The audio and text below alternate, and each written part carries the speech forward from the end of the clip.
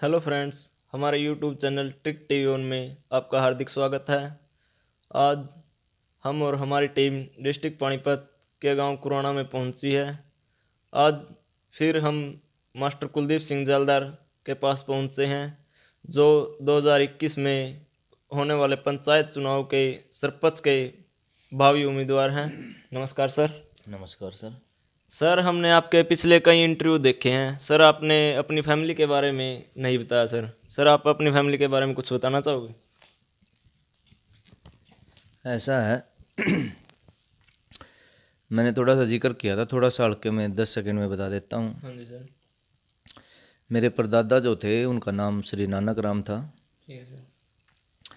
और वो जलदार रहे हैं अपने समय में। ठीक है सर। स्वतंत्रता से पहले की बातें हैं वो।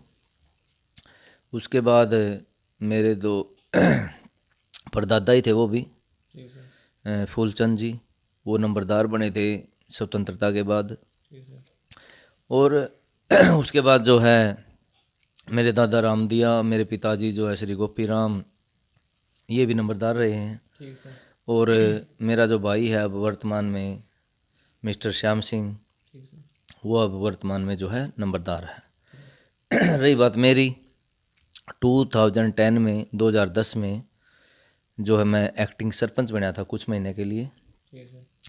उसके बाद जो जिस व्यक्तित्व की डेथ हो गई थी, मीन्स उसके बाद में बना था, ठीक है सर। तो पाल मैंने नाम लिया था फर्स्ट वीडियो में। ठीक है सर। तो उनकी मिसिज को गांव ने जो है सरपंच बना दिया था। अब जो सेशन चल रहा है ये रिजर्वेशन का है, तो रिजर्वेशन की वजह से जो हम टेक पार्ट नहीं कर पाए। अब की बार जो है जनरल का है, ठीक है। और अब भी नहीं पता अभी भी, क्योंकि अब फिर से जो है गवर्नमेंट ने 50% महिलाओं को और 8% जो है बैकवर्ड BCA को आरक्षण दिया है। तो डरा के बाद ही पता चलेगा भाई हम जो है भाग ले पाएंगे या नहीं ले पाएंगे। ठीक है सर। कोई नेक्स्ट क्वेश्चन।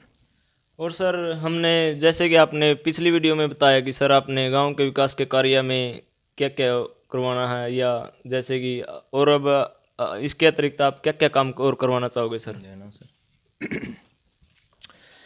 पिछला जो इंटरव्यू हुआ था मेरा हाँ जी सर। इसी चैनल के माध्यम से हुआ था, हाँ जी सर। वो आपकी ही टीम के सदस्य थे। 2-3 इंटरव्यू हो चुके मेरे। इंटरव्यू कह लीजिए, मीन्स एक बातचीत कह लीजिए, मीन्स हुई है हमारी, ताकि डिस्कस हुआ है, मेन बात ये है। तो उसमें मैंने कुछ बातें गिनवाई थी, ठीक है। जैसे कि उनमें क्या क्या था। मैंने एजुकेशन की बात की थी, भाई ठीक है। कोचिंग सेंटर होना चाहिए गांव में, हाँ जी सर।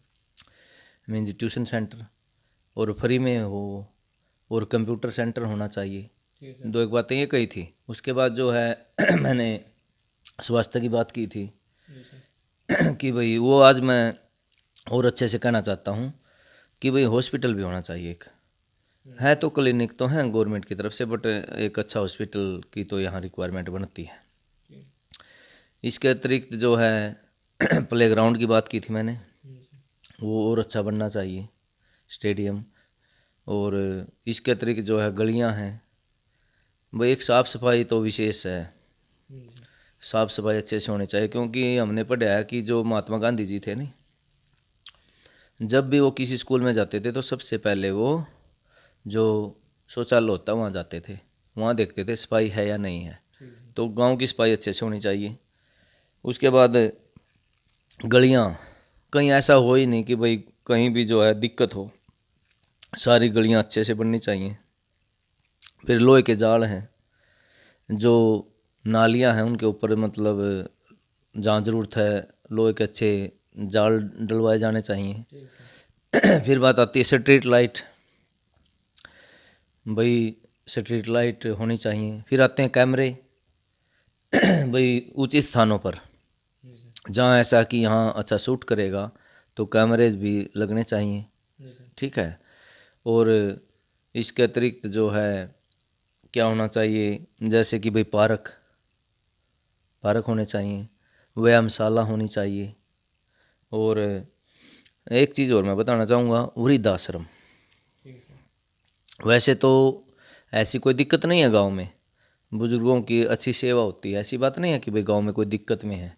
बट फिर भी जैसे भाई कुछ समय के लिए बुजुर्ग जो है बैठ सकें, एक विशेष स्थान हो, तो उसके लिए वृद्धाश्रम भी होने चाहिए। फिर महिला शौचालय क्या, पुरुष शौचालय भी हो, सुगम व्यवस्था हो, सुलभ व्यवस्था हो। और ऐसे नहीं कि ऐसे बना दिए, फिर उनमें सफाई की व्यवस्था हो, बिजली की व्यवस्था हो, मतलब एक अच्छे स्तर के हों वो। तो और क्या है, कुछ एक और दिक्कत आती है जैसे तालाब हैं, जोहड़ भी कह देते हैं गांव में, जिसकी खुदाई की जरूरत है उसकी खुदाई हो, वो तो मनरेगा के तहत हो जाती है। गवर्नमेंट ने स्कीमें तो अच्छी दे रखी हैं, तो उसमें भी समस्या ये होती है कि हमारा इतना बड़ा गांव है, यहाँ रिक्वायरमेंट रहती है, और हमारा जो गांव की जो मतलब मनरेगा वाले हैं बेचारे, उनका जो मेट वगैरह होता नहीं, उनको पता नहीं कहाँ कहाँ लगा के रखता है। इसका रीज़न पता नहीं क्या है भाई, यहाँ ज़रूरत है और खुदाई पता नहीं कहाँ हो रही है। और जैसे घाट वगैरह अच्छे लगवाए जाएं तालाबों के अंदर, तो ये तो ज़रूरत है ही। एक और है, कुछ आवारा पशु हैं, बेसहारा भी कह सकते हैं उनको हम तो उनके लिए भी वैसे गौशाला है हमारे गांव में, फिर भी मतलब उससे भी अलग कोई ज़रूरत पड़ी तो, ताकि भाई जो बेसहारा पशु हैं, जानवर हैं, उनको दिक्कत न हो, उसकी भी व्यवस्था होनी चाहिए। इसके अतिरिक्त और क्या होना चाहिए, तो मैंने ऑलमोस्ट बातें बोल दी थी पहले भी, जैसे शमशान घाट के बारे में बोल दिया था। और एक चीज़ और है मेरे ध्यान में आती है कि वो क्या है कि भाई कोच, स्टेडियम अच्छा हो हमारा और कोच होंगे तभी तो कुछ होगा नहीं, यानी कि गुरु तो होना ही चाहिए नहीं। जैसे मेरे गुरु हैं श्री मेर सिंह जी, तो मैं तो मानता हूँ उनको, ऐसे ही जो है कोच भी अच्छे होने चाहिए। वैसे हमारे गांव में भी हैं, बट अगर ज़रूरत पड़ी तो बाहर के भी लाए जा सकते हैं। तो ये कुछ एक बातें हैं हमारी। इसके अतिरिक्त कुछ मोटी बातें जिसमें हमने मतलब गवर्नमेंट के सहयोग की अच्छी ज़रूरत पड़ेगी। एक बस स्टैंड की ज़रूरत है गांव को, एक बाईपास की ज़रूरत है गांव को। बस स्टैंड बनना चाहिए, बाईपास होना चाहिए एक, क्योंकि भीड़ सी बन जाती है गांव के अंदर से ही सड़क होके गुजरी नहीं, तो बाईपास की एक बहुत ही ज़्यादा रिक्वायरमेंट है। हॉस्पिटल हो, एसबीआई की ब्रांच हो, और एक आईटीआई की बड़ी ज़रूरत है। हमारा बड़ा गांव है, और इधर जैसे फिर अहर भी एक बड़ा गांव है, और चारों तरफ इधर कोई आईटीआई है ही नहीं आसपास। और वो देखिए, वो रोज़गार मिलेगा उससे, नौकरी गवर्नमेंट मिले या ना मिले, लेकिन उसमें सीखने को तो मिलता है। तो आईटीआई की एक बहुत सख्त ज़रूरत है हमारे गांव कुराना को। तो ऑलमोस्ट यही चीज़ें हैं।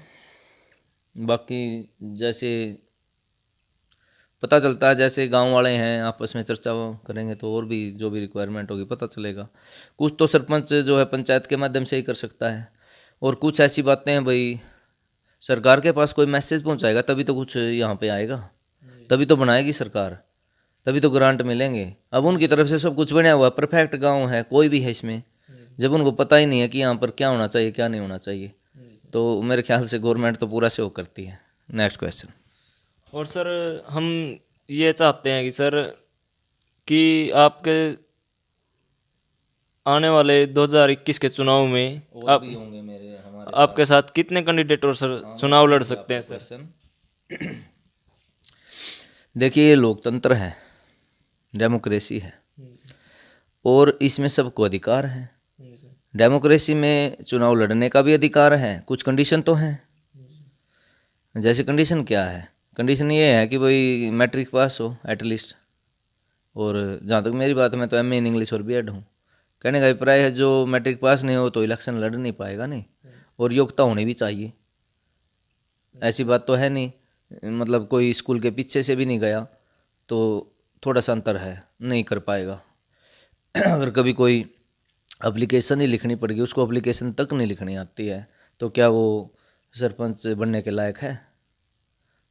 तो ये तो मैं कहता हूँ कि सरकार ने बहुत अच्छा कदम उठाया है, ये जो क्वालिफिकेशन डाली है। रही बात की भाई और कौन होंगे, सबको अधिकार है, जो इसके योग्य है तो सीधी सी बात खड़े होंगे इलेक्शन में। और मतदाताओं को भी अधिकार है कि वो जो उनको अच्छा लगे उसको चुनेंगे, तो सबका वेलकम है भाई, जो भी उठेंगे।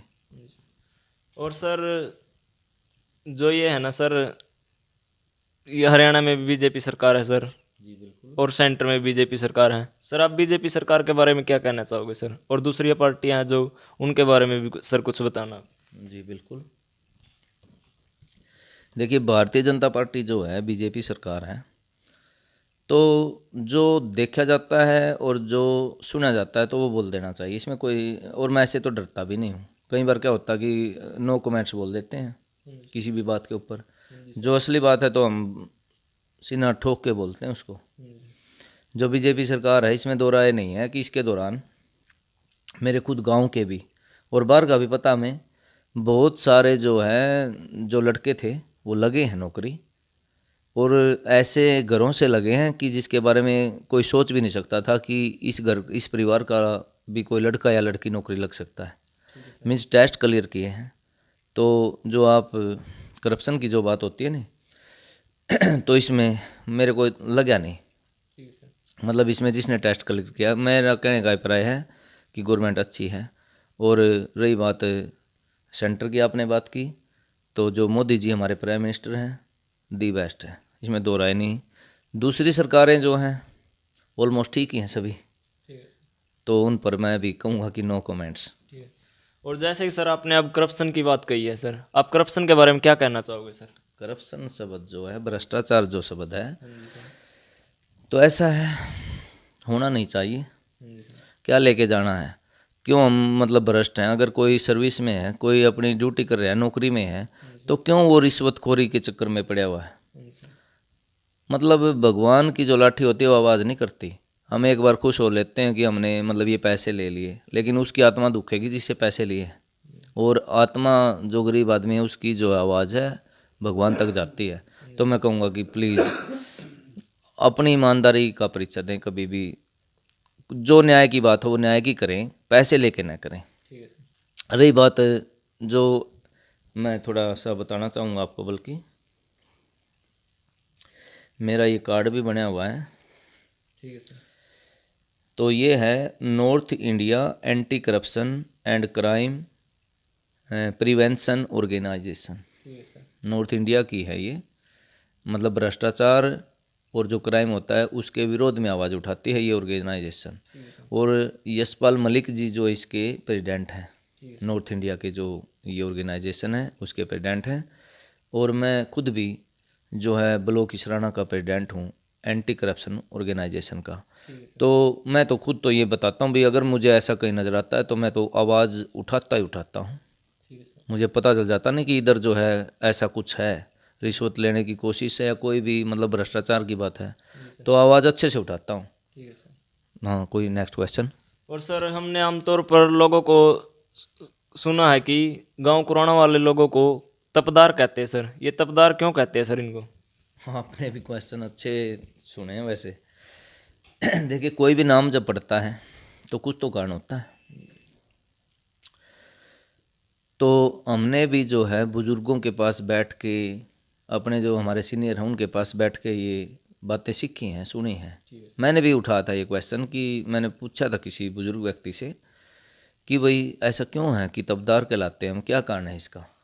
तो मेरे को जो बात बताई गई थी मैं वही बता रहा हूँ आपको कि भाई हमारे आसपास या थोड़ा कुछ डिस्टेंस पर कुछ गांव थे। तो कुछ एक बड़े गांव थे, छोटे गांव को वो तंग कर देते थे, वहाँ से निकालने तक की कोशिश करते थे। तो हमारे गांव ने ऐसे कई गांव बचाए हैं कि निकालने की कोशिश की और हमारा गांव वहाँ अड़के खड़ा होगा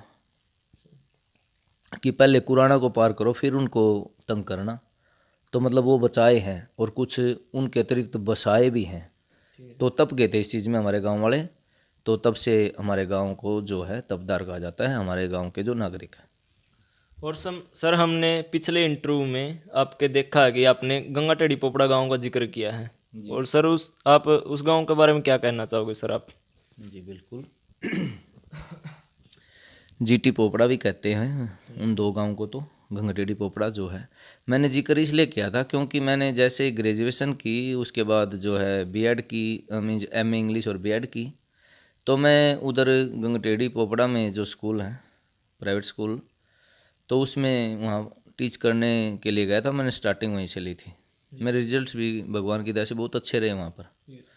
तो वो पंचगामा है, मीन्स गंगटेड़ी पोपड़ा और जोड़ी खेड़ा और आलन खेड़ा और कोल, ये 5 गांव हैं, पंचगामा बोलते हैं।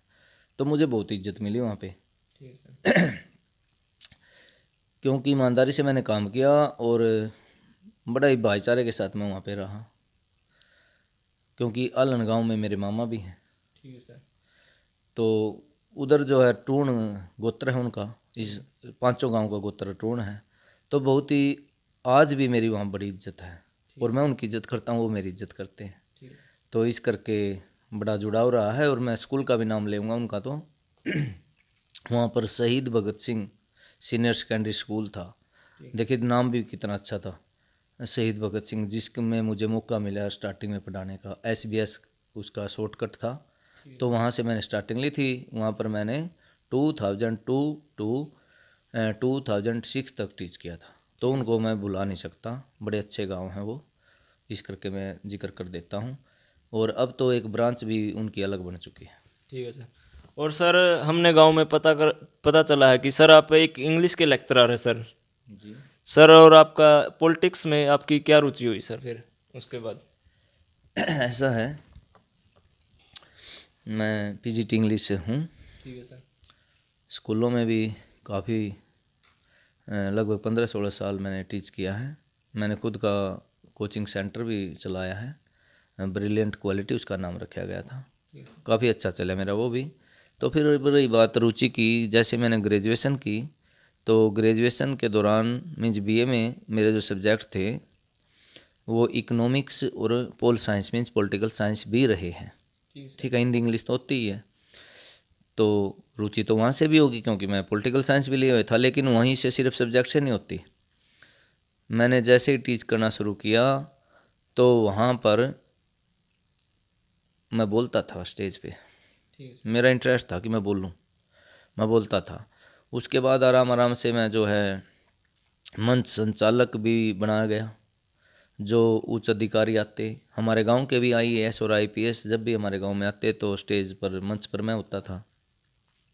इसके अतिरिक्त जो पॉलिटिकल पार्टीज थी, जैसे ही कोई पार्टी का हमारे गांव में आता या आसपास के यहाँ आसन तक भी, बल्कि मैं कई बार जो स्टेज सेक्रेटरी बना, मुझे बड़ा चाव होता था बोलने का, आज भी है। और रुचि मेरी थी और है और रहेगी। कोई पॉलिटिक्स कोई बुरी चीज़ नहीं है, ऐसी बात नहीं है। राजनीति कोई बुरी चीज़ है, ईमानदारी से काम करें, बल्कि हमने तो उन चीज़ों को रोकना है। अगर हम पॉलिटिक्स में नहीं आएंगे तो ये, अगर मतलब मैं ये नहीं कहता सभी लोग बुरे हैं, पॉलिटिक्स में जितनी पार्टियां हैं या जितने व्यक्ति हैं, लेकिन कुछ हैं नहीं जो गलत हैं, उनको अगर हमने उखाड़ के फेंकना है तो हमने पॉलिटिक्स में आना पड़ेगा। और शुरुआत तो हमारे गांव से ही होगी। और सर हम आपसे पूछना चाहते हैं कि सर आप युवा पीढ़ी को क्या संदेश देना चाहते हैं सर आप? देखिए मेरा गांव तो जो पुराना है वैसे भी कर्म भूमि रहा है। इतने अच्छे प्लेयर यहाँ पर हैं, इतने ऑफिसर इस गांव के हैं। और मैं 1-2 का तो नाम लेना भूल गया था, बल्कि पिछली वीडियो में जो हमारी मतलब पिछली वीडियो क्लिप बनी थी, एक अजय है वो मेरा स्टूडेंट, देखिए मैं उसका नाम भूल गया था।